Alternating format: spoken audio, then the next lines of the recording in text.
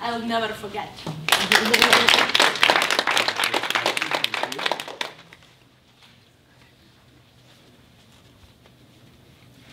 It's a beautiful day, sunny like today in 1975, just past 10 a.m.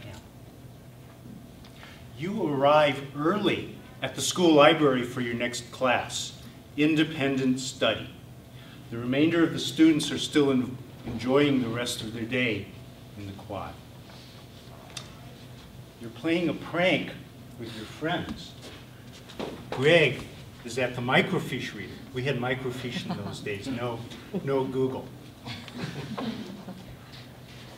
Psst, hey Ron, let's tie Greg's shoelaces together. Oh, Maynard, he might trip. Oh, don't worry about that. All right, I'll stand next to him and catch him if he falls.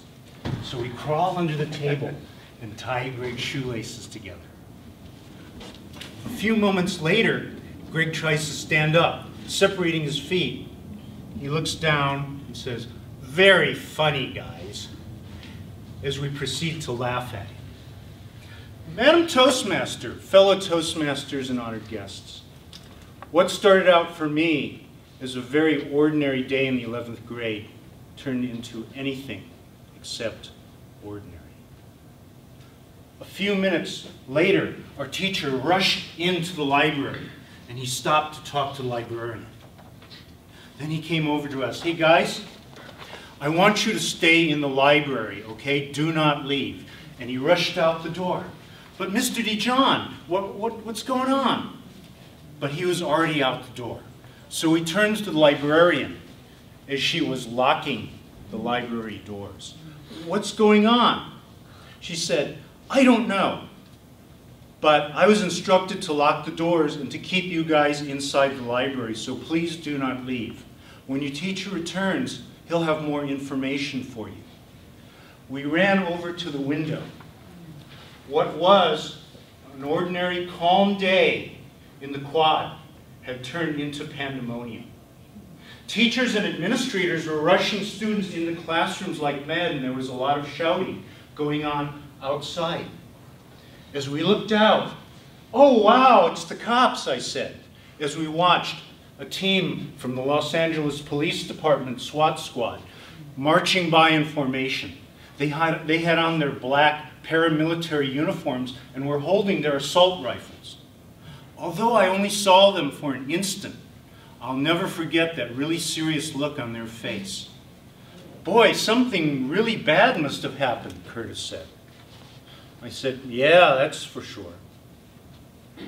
During that time following, the quad was empty, and we tried to work on our school papers, but through the excitement and the fact that a police helicopter was continually circling over the school had reminded us that something really bad had happened, and we really couldn't concentrate.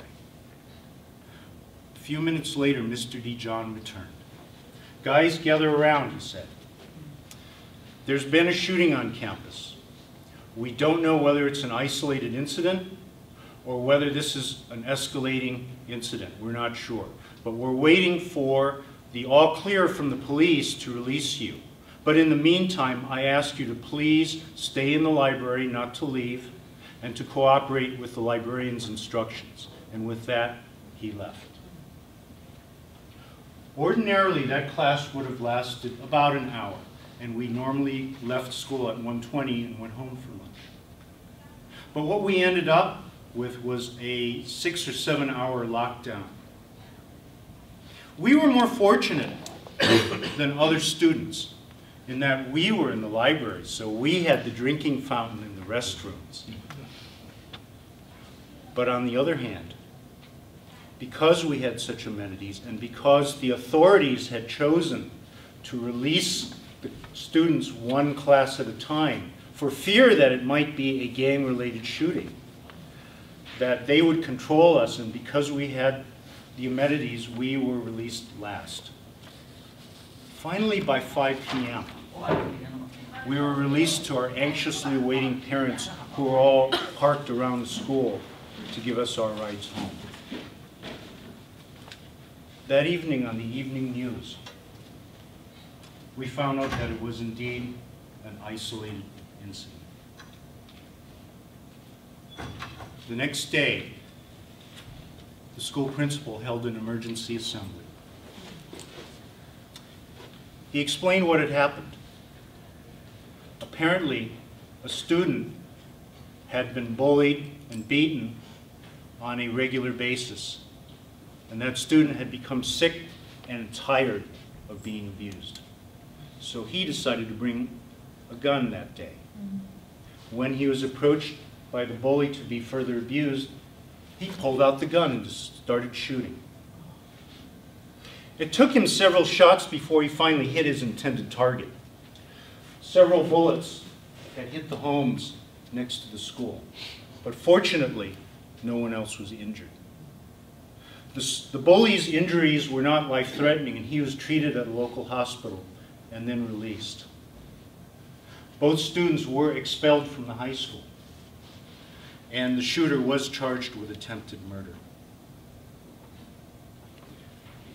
At the time, I really didn't realize the gravity of that situation and the fact that it heralded in a new and very sad era of escalating school violence, of gangs and drugs on campus, and of bullying. These are news items that we hear a lot about today, sadly. It's an era that's caused me to reevaluate my own opinions about homeschooling and about mechanisms for dealing with bullying today, including cyberbullying. It's a day that will always mar my own fond memories of high school. And it is a day in school that I will never forget. I